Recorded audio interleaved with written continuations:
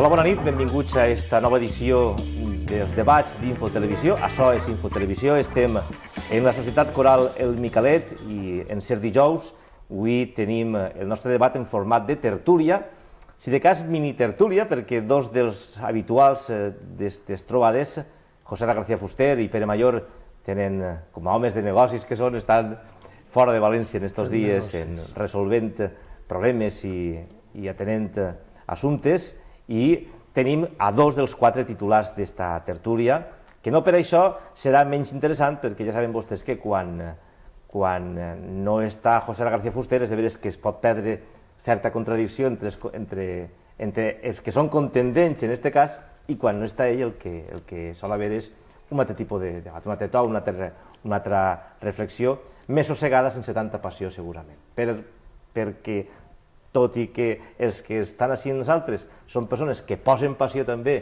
en les seues manifestacions públiques, no pronostiquem que la sang que arriba al riu avui, almenys avui. Albert Taverner, bona nit. Bona nit i ningú dia d'arribar ni arribarà la sang al riu. Segur que sí. Vicent Soler, bona nit. Bona nit.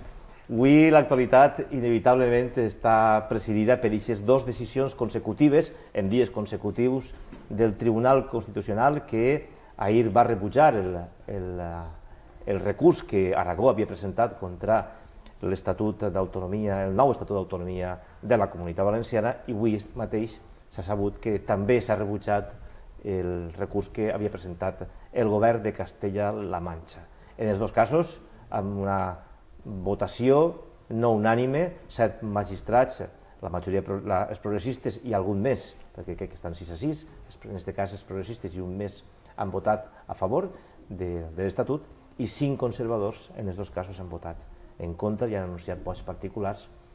A propòsit de la qüestió hídrica, que era el que motivava els recursos dels dos governs veïns. Com ho veuen vostès? Què els pareix? A veure si va ser que en vegada de la qüestió hídrica és que els magistrats conservadors continuen en aquesta idea d'Espanya intocable, única, allò de la grande i libre, i no de l'Espanya moderna, plural, democràtica, respetuosa amb la diversitat territorial i cultural i política dels diferents pobles de la pròpia Espanya, no? Perquè de vegades jo començo a tindre dubtes de que gent que està en llocs d'una enorme i una gran responsabilitat si està en línia de lo que la pròpia Constitució va marcar en el seu temps i en el seu moment, no? I és la construcció d'una Espanya que res tenia a veure amb l'Espanya de la dictadura, amb l'Espanya d'allò de la una grande i libre, sinó l'Espanya plural en la que tot el món se senta còmode i en la que tot el món puga establir aquests vincles, aquests lligams de solidaritat, de pertinença, de compartir, però des d'aquesta posició còmoda de reconèixer que Espanya no és allò que ens havien ensenyat durant 40 anys i que l'Espanya democràtica no podia ser sinó l'Espanya diversa de les autonomies dels diferents pobles d'Espanya. Jo, més que en aquest detall, que em sembla important, també com a valencians, després de tot el que ens ha tirat damunt als progressistes i a la gent d'esquerra al respecte de la qüestió hídrica, però sí que volguera quedar-me en aquest detall. L'Espanya plural, constitucional, que reconeix els estatuts d'autonomia, la capacitat d'iniciativa dels parlaments autònoms per a reformar el seu propi marc constitucional estatutari, doncs això és el que ha tingut majoria.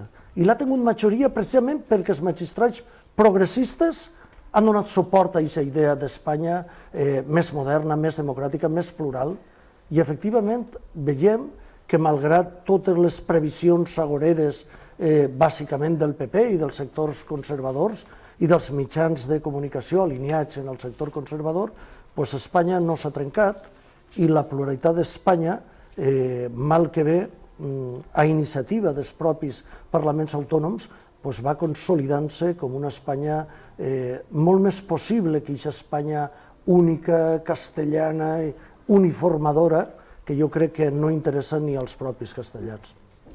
Bueno, jo he de dir que me n'alegre moltíssim. Crec que amb això tanquem un capítol important, que és la reforma estatutària, que ens ha conduït a un estatut que a mi no m'acaba de fer del tot, en la mesura en què a mi m'hauria agradat una altra reforma estatutària, però tenint com tenim el PP amb majoria absoluta en aquest país, poques bromes se podien fer al respecte.